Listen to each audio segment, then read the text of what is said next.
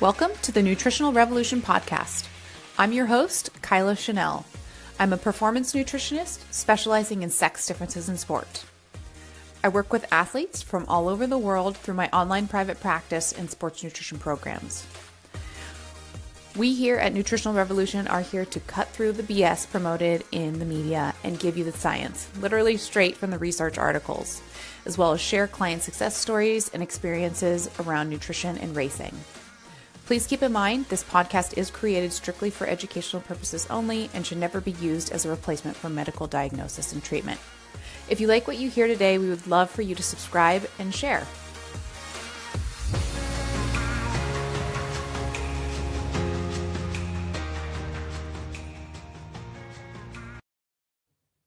Hello, everybody, and welcome back to the Nutritional Revolution podcast. Today we have for you guys Adrian MacDonald, and he began running competitively as a sophomore in high school in Massachusetts during the winter of 2004 and quickly developed a love for all forms of the sport, from 4x400 relays on the track to cross-country races and road marathons. After moving to Fort Collins, Colorado in the fall of 2016, he discovered a deep passion for running in the mountains. That passion fully took shape. The COVID-19 pandemic canceled the 2020 Boston Marathon, prompting a shift in his training toward mountain trail and ultrarunning. With a new focus, Adrian set his sights on the 2021 Leadville Trail 100. Years of experience at key moments along his running journey suggested success was possible, and those expectations were realized as he earned the fifth fastest time in the race's history at that time. Training for Leadville marked one of the most meaningful periods of his life, deepening his love for the outdoors and the trail running community. Beyond personal competition, Adrian is committed to giving back to the running community, serving on the board of the Fort Collins Running Club, and volunteering at local races and coaching fellow athletes. So it's a great episode. We dove into his 2021 and 2022 Leadville wins, and I enjoyed every bit of it. Enjoy, you guys. Welcome back, everybody. We have for you guys Adrian MacDonald. Thank you so much for joining us. Thanks for having me. I am very excited to talk to you. We are going to learn all things about I definitely want to dive into conversations around altitude and training and nutrition. But before we get to that, I'd love for you to break down your two truths and a lie for me. All right. So my first one is that in middle school, I was a star football player and led my team to the Pop Warner National Championships in Florida. Cool. Okay. The second one is that I've seen Taylor Swift in concert 7 times. Okay, great. And the third one is that I was one of the first 10 people to hike the Oregon Desert Trail, which is a 750-mile route finding trail in eastern Oregon. Whoa. I haven't even heard of that one. So interesting. Okay.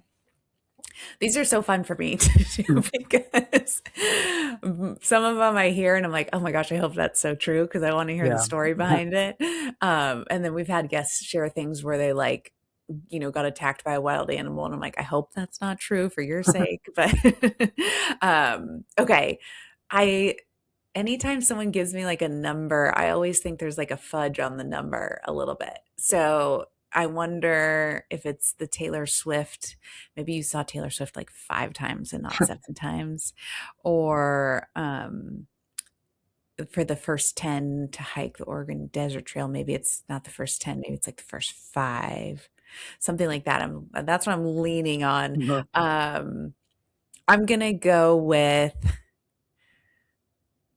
the Taylor Swift one being a lie and think that there's a fudge in the numbers there, but we will wait to reveal it at the end of the episode. So hang tight, All listeners. Awesome. Okay. Well, tell us a little bit. I mean, we shared your bio in the beginning of the episode today for our listeners, but what really caught our eye and why we wanted to have you on here is, I mean, you've crushed Leadville twice. And I thought that was just so fascinating. I think a lot of athletes struggle with altitude. A lot of people struggle with ultra running, period. So I definitely want to dive into that conversation with you. But why don't you share with us a little bit what got you into ultra running? Yeah, so I've been a runner since high school, and I moved out to Colorado in my in 2016 and then was still focusing on road running. And then it was really the COVID pandemic that Yeah. got me to finally switch to ultra trail running, which was something that I had been thinking about doing, but gotten, hadn't really like made the plunge yet. And Mhm. then, yeah, I was training for the Boston Marathon in 2020 and that got canceled. And Yeah. I started running on the trails more and started picking out some trail races to try and get into Leadville the next summer in Yeah. 2021. Mhm. Um, so I did that. It was only my third ultra, and I won it. That is incredible. Did you have a coach programming for you leading into Leadville 2021? I did. I kept my same coach Mhm. who was coaching me for marathons, Andrew Epperson, Cool. and he didn't know anything about trail running or ultra running, and I didn't either. So we sort of jumped in together, and it's worked Wow. out. And Yeah. yeah, he's still coaching me now. Amazing. I love hearing Yeah. stories like that. That's so cool. So looking at like your first Leadville 2021 and then to 2022, I mean, I'd love to hear like did fueling and hydration change significantly? Like did you learn some things in the first one versus the second one? I'd say my feeling was pretty similar for both of them. Really? Um, I mean, it yeah, worked the first time, so yeah. nothing to go hard Um, on. I guess between my first and second one, I raced this Black Canyon 100K Mhm. in the desert of Arizona and got really dehydrated. So maybe in the Oh, second one, I was more focused on making sure I was drinking enough water. But yeah. yeah, those were like right before this whole switch to high carbs. So I was in both first two Leadvilles, I was probably doing like 50 grams of carbs an hour, Wow. not just water in my bottles. So, um, Wow. yeah, and I actually raced again in 24, Mhm. and that was my fastest. And by then, I had switched over to a more high carb Cool. Do you fueling. know what the time difference was from the 2021 time versus the 2024? Um, yeah, it was like 20 to 25 minutes faster. Wow. Yeah. Wow. And so how many grams of carbs do you think you were doing in the 2024 Leadville? 2024, I was at least for the first 60 or 70 miles, I was probably over 100 grams per hour. And then Nice. especially in 24, I sort of struggled to eat in the Mm, last like, quarter of the race. yeah. Wow. Do you, in the first like two Leadvilles that you did, or even just in general, like getting into ultra and then even over the last several years, the kind of emphasis on the higher carb per hour um, for an athlete from the research that's coming out. How have you like trained your gut to tolerate that? And have you had any issues with products or during races? Um, it's more just like flavor fatigue that I've struggled with. Yeah. So a lot of the high carb stuff is just so sweet that Yeah. after a while, it's like I just want something salty or like bread instead of a gel and things like that. Um, and sometimes I forget to pack those before the race because I have this plan that's like really dialed in. But then once you're 80 miles in, that's all Yeah. sort of gone, and you want potato chips or like a salty, buttery cracker or something. Right. Do you try and plan, knowing your personal preferences with the flavor, like fatigue and that coming on, do you try and plan to have those types of alternatives like on your person or with your crew? Yeah, I have, especially in my most recent one where, um, yeah, I really wanted to be prepared and even start mixing those things in earlier so that like it's harder to eat like a piece of bread at mile 90 than mile 30. So Right. it's to start mixing that type of stuff in earlier. Yeah. Yeah. Do you in practice implement bread or salty crackers and stuff like that? Yeah, a little bit. And also yeah, because like on a race day, I'm eating like it really is mostly gels, and I don't want to be sick of them Hmm. on race day. So like in training runs, I'll like mix in some other stuff so that I'm not hitting this flavor fatigue before the race even starts. Right. Yeah. What is your go-to products that you like to use that work for you now in racing? So with gels, I'm I have like a partnership with Carbs Fuel, Hmm. who they started a couple of years ago now, and their Yeah. gels have 50 grams per gel. And they last year they put out a caffeine gel and a sodium gel. So that's what I use for gels, and they have a drink mix too that's really good. Awesome. And do Um, you do the drink mix as well? yeah, but that's where I have to be careful with the flavor fatigue because the Yeah. drink mix and their gels have the same flavor. So Yeah. I'll mix in some like sweeter gummies and things like that. Nice. And so with that, trying to target 100 or more grams of carbs per hour, are you doing a gel every 30 minutes or is it a gel and then some drink mix? How do you try like to structure that? Yeah, it's a gel every 30 minutes, and then I'll supplement with the drink mix. Mm-hmm. And are you getting your sodium solely from the gels and the drink mix, or do you have another source for electrolytes? Yeah, it's mostly the gels and the drink mix. I forget how much sodium each of them have, but they do have a Yeah. sodium gel, which I think has a lot of sodium in it. Yeah. I'll double check. I thought off the top of my head, I thought it was like 200 milligrams of sodium, but Yeah, that sounds right. something like that. But and I'm not sure about their drink mix, but have you ever had a sweat sodium test done to know how No, much I you're losing? haven't. Okay. But you don't have any issues like muscle cramping or No, I haven't run into that much. So that's great. yeah, You're one of the lucky ones. You're yeah, obviously doing something right, right?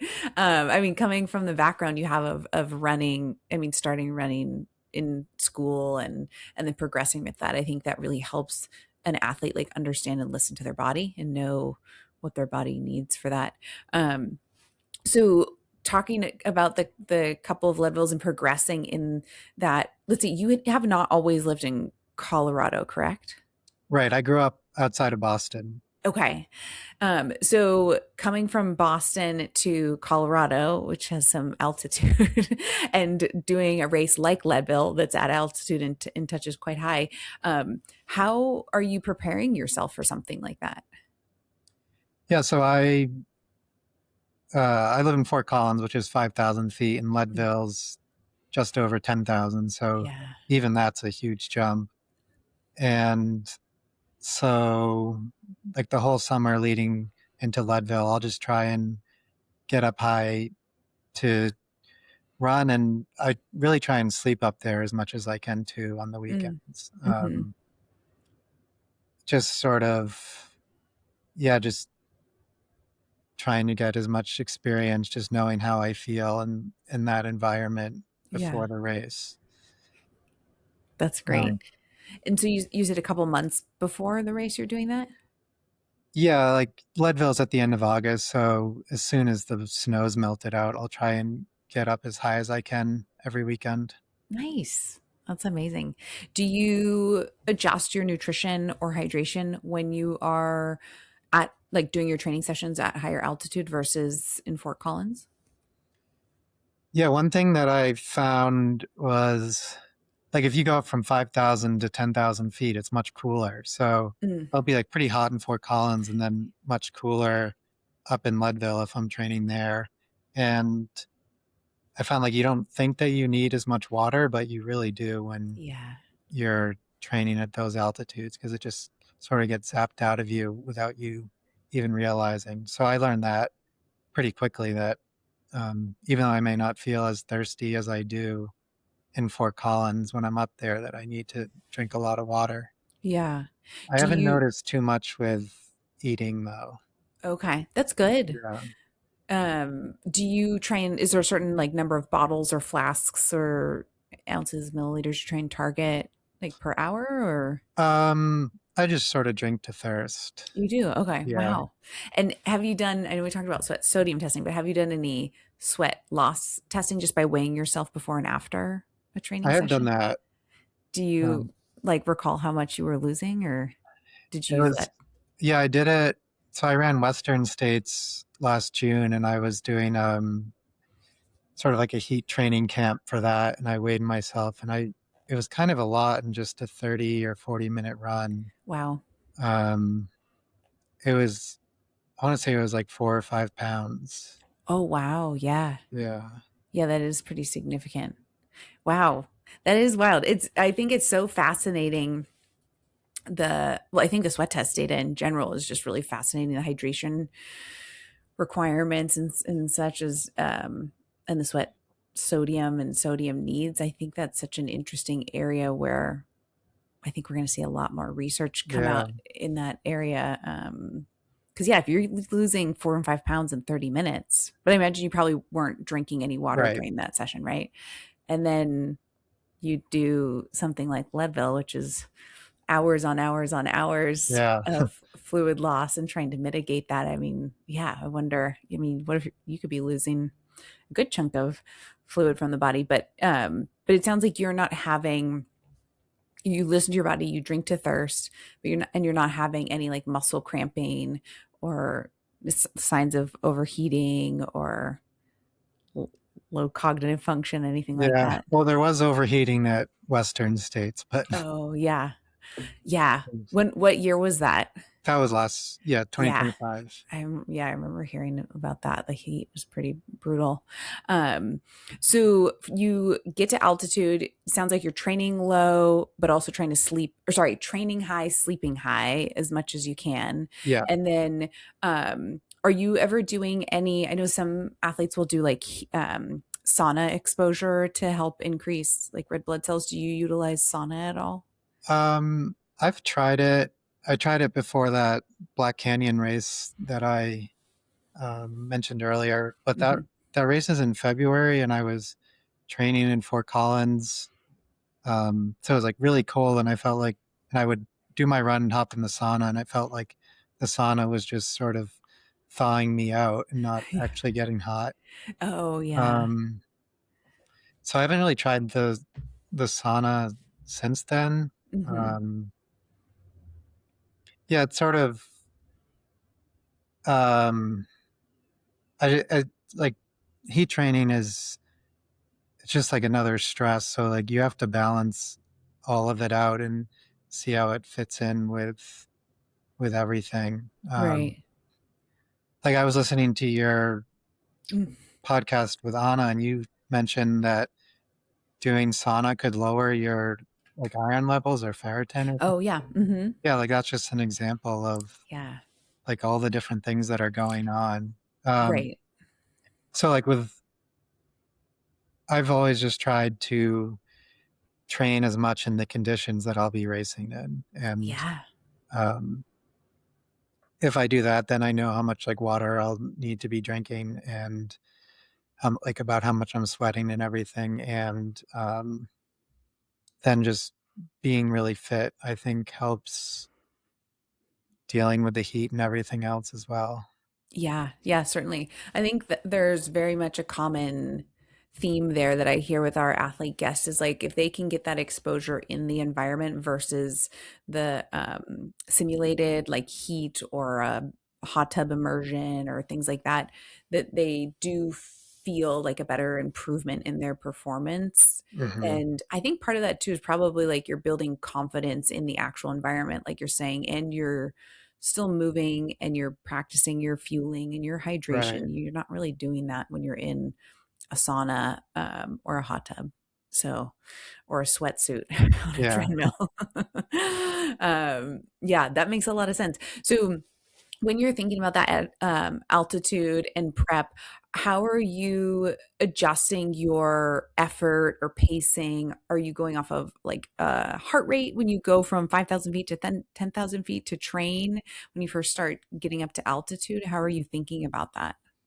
I don't really use heart rate. So most Mm-hmm. of it is just effort based. And there will be times when I'm doing hard workouts out there, but usually I'm just running up a mountain and yeah, you're going from different altitudes as you're going up and down. And Yeah. so it's really just effort based. Yeah. And then I'll do some speed workouts at high elevations. And even then, it's just like it'll be a progression run. And so I'll just start slow and work harder and harder until I at the effort that is prescribed. Hmm. Nice. And with that too, so you're at altitude, are you doing anything differently post workout at altitude to help with recovery or even like sleep at altitude? Yeah, sleep is especially I'll do like a 10-day training camp in Leadville. Hmm. Um, and those first few nights, it's like really hard to sleep. Um, and that's why like I think it would be awesome to live in a place like that, but I think that could catch up after a while. Yeah. Um, so yeah, I try and like pay attention to that. I need to be a little careful because my sleep won't be as good. Sure. Yeah.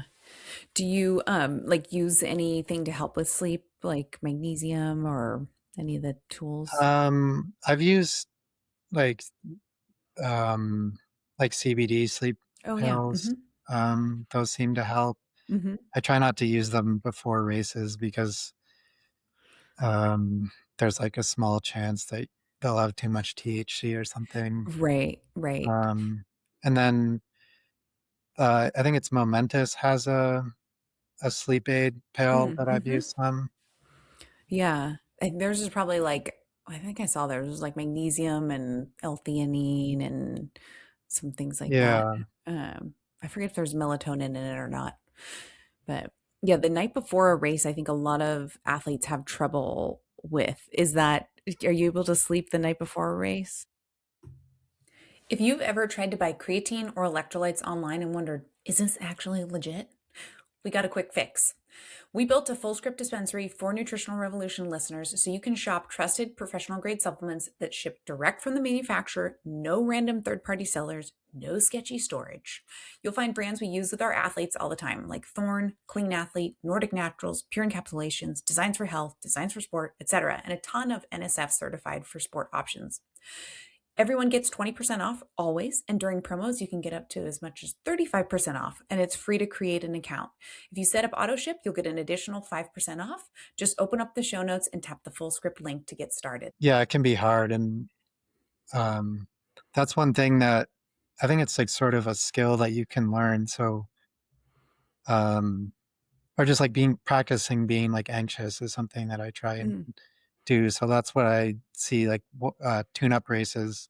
Like one of the benefits of them is I also practice being really anxious and nervous before a race and going to bed and all those things. hmm.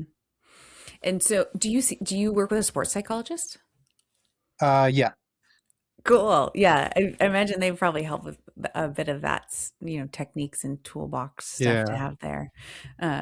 Yeah, I think the sports psych world is just so fascinating, and there's such a good like use case for it. Do you, speaking of sports psych stuff, do you utilize any sports psychology techniques during a race, or do you find that it's more of like nervousness leading up to the start of a race?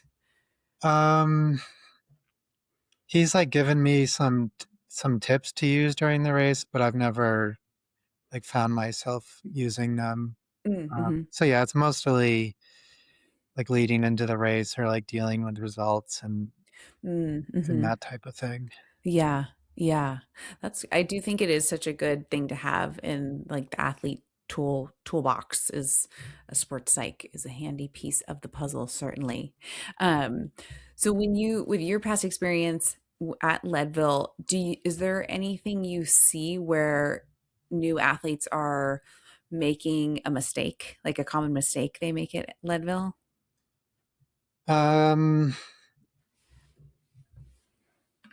I mean I don't even know if it's like Leadville specific, but just people going out too hard and Mm, just like at Leadville, the first 10K is like gradual downhill on road, so you can run that pretty hard and feel Hmm. pretty good about it. And yeah, running that 5 minutes too fast could cost you hours on Right. in the last quarter of the race.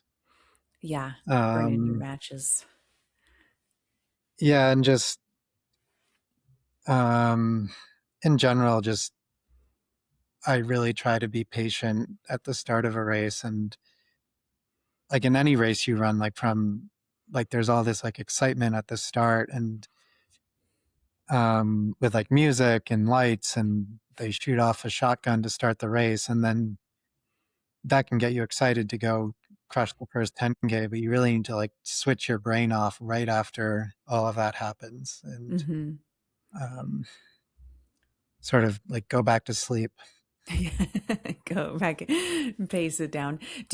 So you mentioned when you go to altitude, you're more basing off of feel and not heart rate. When you're racing, are you using a device to monitor pace, timing, any of that stuff? No, that's all pretty much effort too. Really? So Yeah. you don't wear a Garmin or anything like that?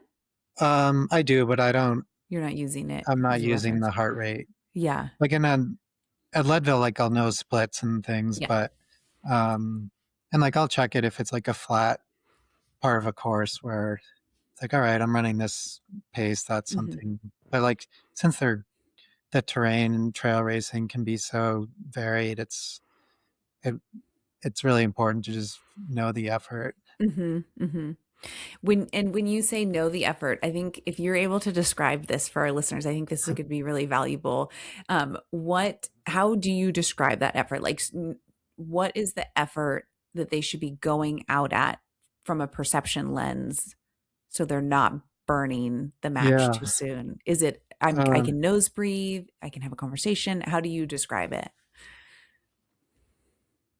well, I think the first like third of a 100 mile race should pretty much be effortless. Like you should, Mm. um, like maybe if you're going up a steep hill, you'll start breathing kind of hard, but Hmm. I try and not to like exert myself at all in the first like third of a race. And then um yeah, the middle third, that's where it starts getting hard, like both physically and mentally, because Yeah. yeah, you'll get to halfway and you've already run 50 miles and have to do 50 more, and like you still need to be feeling pretty good, but Hmm. um yeah, you're that's a long way you've already run. Yeah. So yeah, it should, if you do it right, it should just be like a gradual thing. And I think it's pretty similar to when I was running road marathons in that way, where um, yeah, it just sort of gradually comes on, and then you're at the end, and it's really hard, but um, yeah, you're close enough where you can just fight through it. Yeah. Full gas. Yeah. Yeah, that makes sense. And for like leading into race day, I'd love to kind of talk about what nutrition is like if it changes for you in the days leading into something like Leadville. Are you changing diet at all? Are you trying to emphasize more carbs or added more fluids? What does that look like?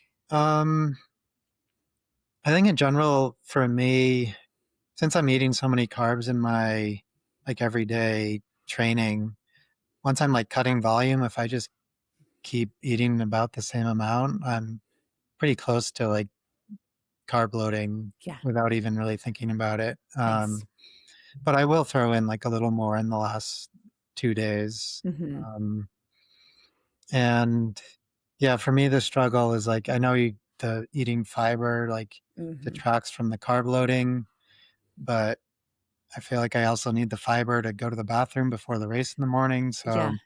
So that's sort of what I'm struggling with, is the balance between those two. Yeah. Yeah. Yeah, that is I've had a lot of athletes who are in the same boat where I mean, if they're not necessarily prone to GI issues during, but yeah, they want to have that like last bathroom Yeah. break before race start. And it is, yeah, finding that like sweet spot.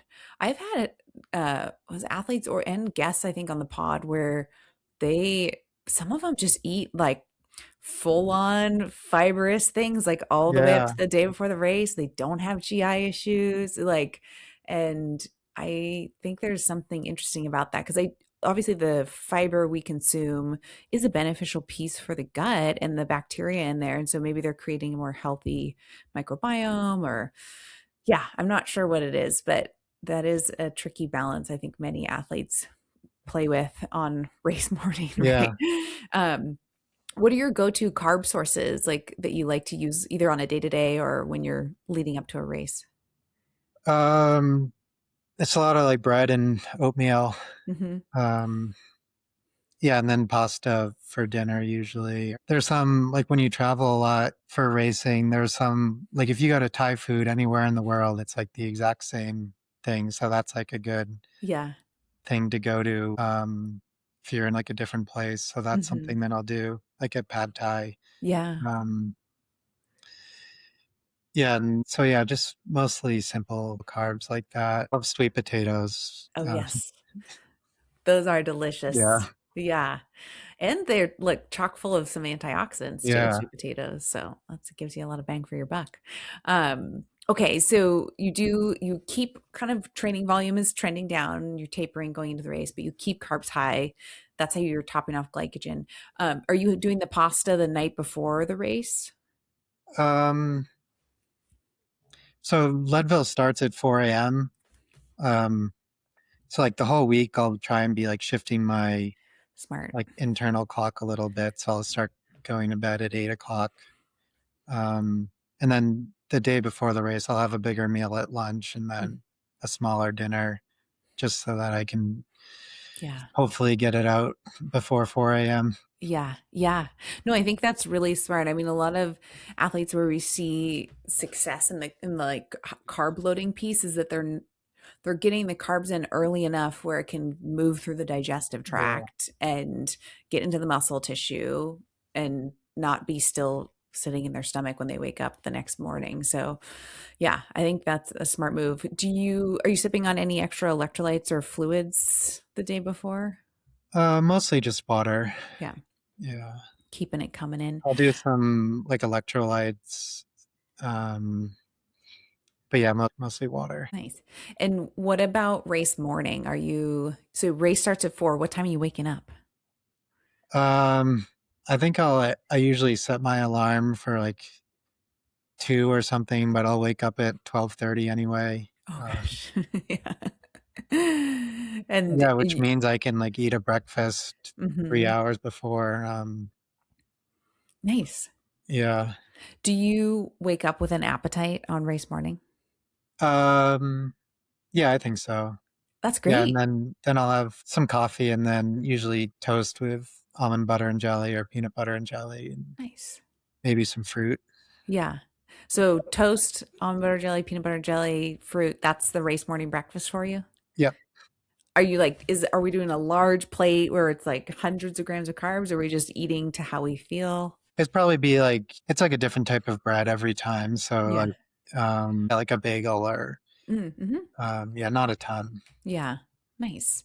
And so you do that, like you said, 3 or so hours before as you get closer to the race start. Is anything else coming in? Fluids, supplements, anything like that? Do you do beta carb Just or sort of anything? sipping water and coffee.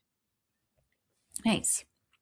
And do you top off with a gel before race start or? Uh, Sometimes with if I'm doing a shorter race where I'm not gonna like eat during the race, I probably would. But Mm, if I'm gonna be eating 30 minutes into the race, then um, I don't really worry about eating like right before. yeah. Nice. And have you played around with any of the like bicarb or beta alanine or any of I did those? try bicarb once, Mm, um, and I was using it for a like a hill climb time trial, hmm. and it's like 30 minutes. Okay. Um, yeah, 3.5 miles, 1,700 feet, and yeah, I Wow. didn't notice anything really. Oh, So shoot. Yeah. Hence the um, one time. yeah, so I may still have it at home. Nice. Yeah. Yeah. It's hit and miss, I feel like, with athletes. And I think timing can be a big piece of the puzzle, of like when they take it relative to when it's peaking. Yeah. Um, Maybe if I were focusing more on shorter races, I mm, would try it more. But from what I've read, there's no evidence to it helping in like 100 mile or right. 100K. Yeah. Yeah. It'll peak at some point and it'll come down well before you Yeah. finish, that's for sure.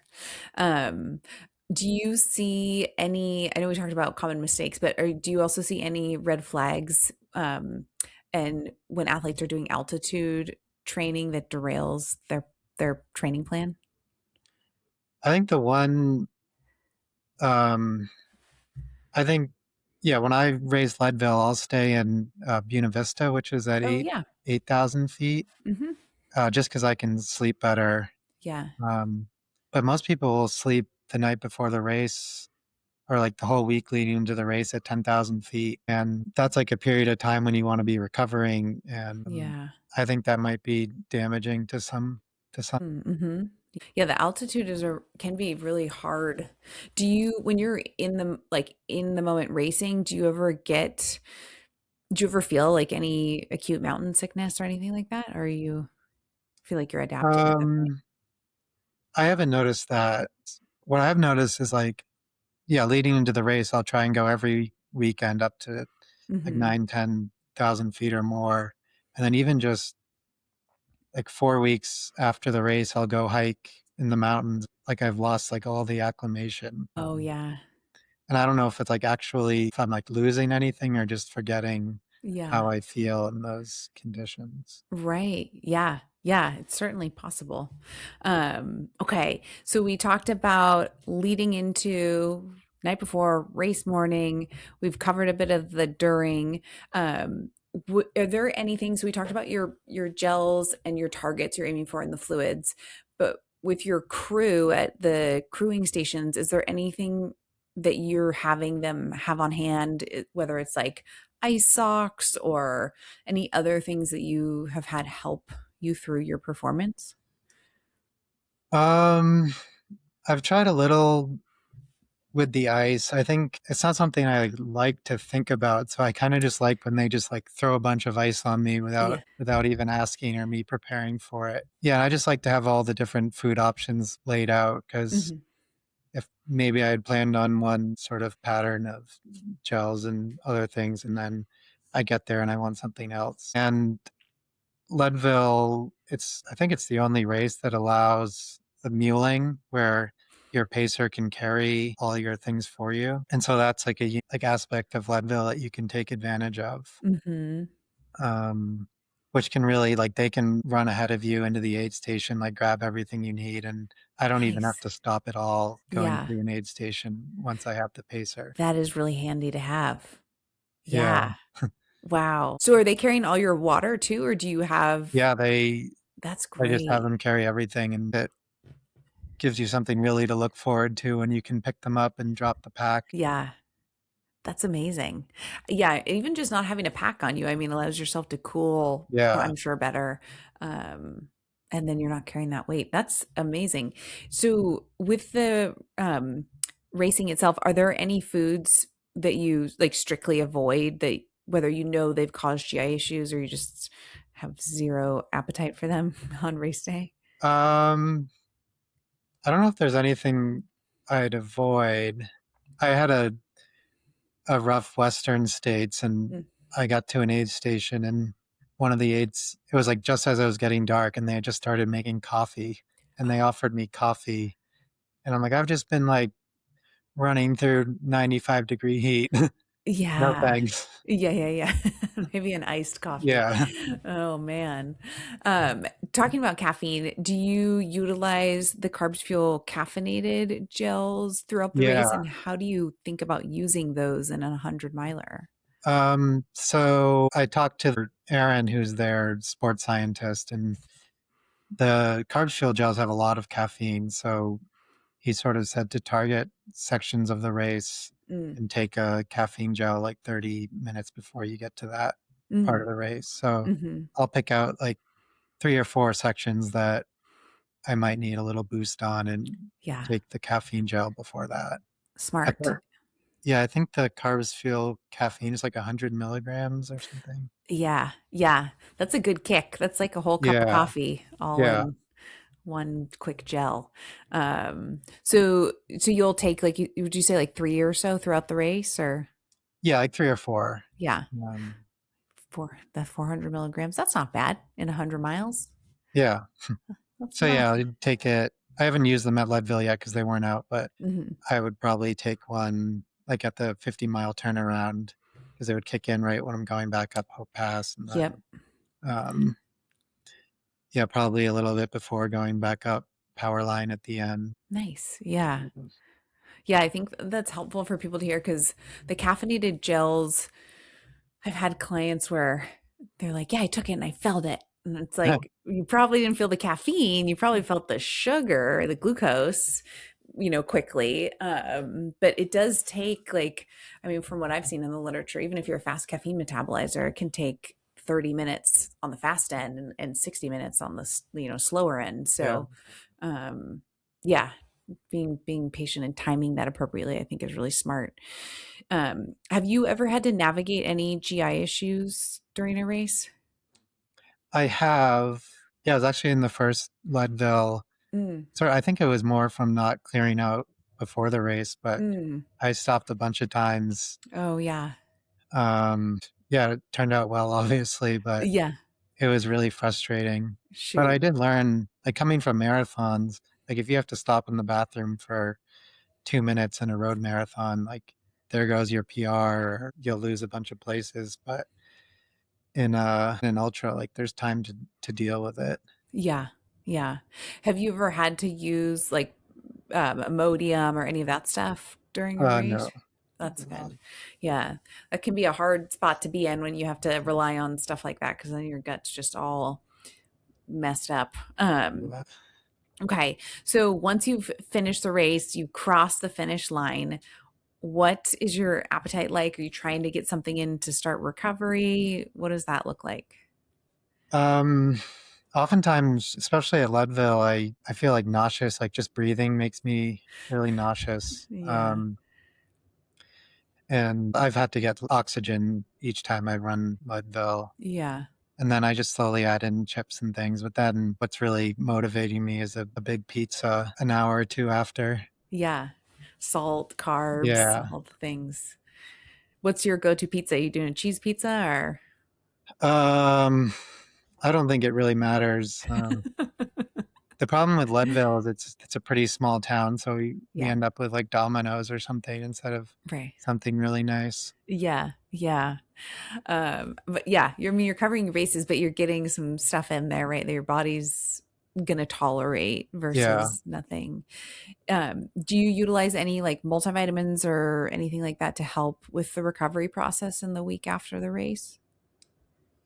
No specific vitamins. I mean, a lot of times the first couple nights I won't sleep well. Hmm. Especially, it seems like if a race goes well, then I'm like all like jacked up. Yeah. And it's really hard to sleep and just like physical. So I just try and I'll usually won't be running that week either. So I'll Hmm. just try and make sure I'm eating a lot and sleeping as much as I can. And I'll go Yeah. get massage and things like that. Yeah. Yeah. With talking about the body and the pain, you mentioned massage. Are you doing anything else to help like blood flow? Are you doing light walking? You're doing compression boots, rolling, massage guns, like any of those things? I do have compression boots. Mhm. They just sort of help me relax. I don't know if they actually Yeah. help like physically, but they feel good and they help me take a nap or something. Yeah. Yeah, and then yeah, and I'll try and walk around a bit. And after one, I did a race in Australia, and Mm. my pacer Nick, who was with me, he made me because they had to change the course because it was supposed to go up Mount Kosciuszko, which is the high Mm. point of Australia. Oh. They didn't let us do it in the race, so he made me hike to the top of it the day after, Oh my gosh. which I didn't. That was too much. Yeah, yeah. Gotta find that sweet spot, Yeah. blood flow and not overdoing it. Okay, so I'm gonna kind of be mindful of your time here. So we've got the post race. For our listeners, for someone who's training for their first 50K or 100K, do you have a suggestion for a realistic starting point for their carbs per hour and hydration? I think just doing like a regular, like 25-gram gel every 30 minutes is a good place to start. And I Hmm. think if that's what I did running my first two Leadvilles, and you can have really high level performances just doing that. And it's Yeah. relatively easy, I think, for most people to do. So that's where I would suggest someone start. Yeah. And then build up the gut training from there. Yeah. And then for athletes who are prone to GI issues, are there any things you'd recommend they change to improve their like GI tolerance? Yeah. I would just say to like remember that it's a long race and there's time to figure things out. I would think to just keep drinking water. I feel like whenever I have some sort of GI issue, just drinking water Hmm. helps with it. Yeah. Plain water, no Yeah. electrolytes. Yeah. Awesome. And then what are your top three execution rules that keep you competitive? Let's see. One is um I just love doing it. Hmm. So, and like I pick races that I'm excited about, not ones that someone else thinks I should do. Hmm. So that keeps like the me motivated and excited to train. I go to physical therapy every month, Mm. no matter what, if I'm feeling good, if I'm injured, Yeah. and make sure to stay on top of my PT exercises. Hmm. Um, they're really boring, but Yeah. I know that if I do them, they allow me to do the running and training that I actually do enjoy. Yeah. Um, yeah, and I think like patience with the training and with the races except themselves, like Hmm. not to have any huge days to like be like a hero on Strava or something to Hmm. um, just sort of keep building and building and building and um, just sort of be prepared for it to hurt a lot at the end of a race. Yeah. Yeah. That makes sense. You mentioned the PT. Have you had injuries like in the past that you're trying to manage? Generally, I've been pretty resilient, but after college, I had some like hip injuries, Mm. and which was probably related to playing soccer, Oh, well, yeah. training a bunch because I was bored. Mm. And then, yeah, it's mostly just little things that I try and stay ahead of. Yeah. The PT stuff I think is so helpful. Like, but like you're saying, it's boring. It's the unsexy stuff of the Yeah. training, right? But it is so beneficial to keep like all the little things and in the right place and strong. And yeah, I think it is an important piece. Okay, I'm gonna finish up with some lightning round questions All for right. you. And then we're going to find out your two truths and a lie and which one was the lie and what's true. So, lightning round, what is your go to fuel when nothing sounds good? Um, I think potato chips. Nice. And Yeah. what's your most underrated piece of gear for a 100-mile race? A nice pair of running shorts. Do you have a brand you like? I'm with On, Oh, so yeah. I like to wear like the split shorts that the track and marathon runners wear. Nice. Yeah. And then what's your best confidence building workout for Leadville? Where you like feel good, feel strong, ready for race I day? think it's probably a back-to-back long run Mm. where I do like a long mountainy run on a Friday and then a fast long run like that a road marathon I would do on Saturday. So I get both like the vert and the speed in. Because Hmm. that's what Leadville is. It's like a lot of flat, fast running between some mountain running. Yeah. Yeah, that makes sense.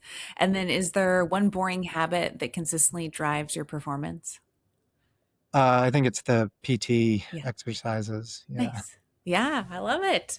Awesome. Okay, so I'm going to jump back to your two truths and a lie here. We had that in middle school you were the star football player that led the team to the Pop Warner champs in Florida. That you saw Taylor Swift in concert 7 times, and that you were one of the first 10 people to hike the Oregon Desert Trail, which is a 750-mile Eastern Oregon trail. I thought the Taylor Swift concert was the lie. Which Nope. one was it? No? Yeah. Which Eastern There was a Oregon? football one. Gosh. I was a pretty good football player in middle school. My brother's team actually made the national championships, Oh, but wow. we never got that Yeah. far. Nice. Okay, so you've seen Taylor Swift in concert 7 times. Has it Yep. been amazing every time? Yep. I'm sad to say I have not seen Taylor Yeah. Swift in concert once, but one day I'll get there. And then when did you do the Oregon Desert Trail?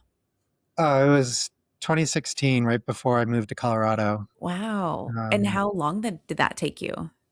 it was 6 weeks. Wow. Yeah. And yeah, it Goodness. started in Bend and then just you went east. It was really hard. Yeah. Gosh. Yeah. 750 miles. I can't even imagine. And so what does that come out to like miles per day? You said Um, 6 weeks? I want to say it was like maybe 20-ish, between 15 and 20. Yeah. Yeah. 17.8 miles a day average. Yeah. Dang. Good for you. And how were people meeting you to bring you stuff, or did you can't carry all your nutrition for six There weeks? were a few towns that we'd stop into, so we mailed supplies out to them. Wow. Good for you. That's great. Yeah. Amazing. Well, what's Yep. coming up on the calendar for you in 2026? So my next big race is Ultra Trail Australia, and that's in Katoomba, which is outside of Sydney, Okay. in May. That'll be Fun. 100K. Is this a repeat of the other Australia race you did? A different one. Different. Okay, Yeah. fun. All right. And I guess I should say, where can our listeners find you and follow you? Yeah, I'm on Instagram. It's MacDonald Adrian, Perfect. MAC. I'm on Strava. I post everything on there.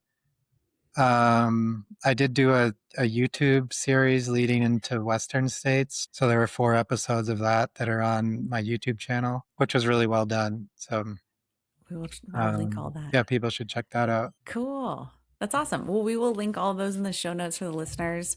And thank you so much for joining us, Adrian. This has been so fun. Yeah, thanks for having me.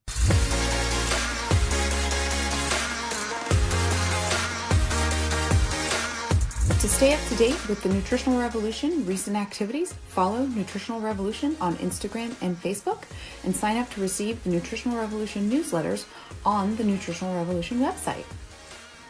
If you guys enjoyed today's content, please hit subscribe below to stay up to date on the latest Nutritional Revolution posts.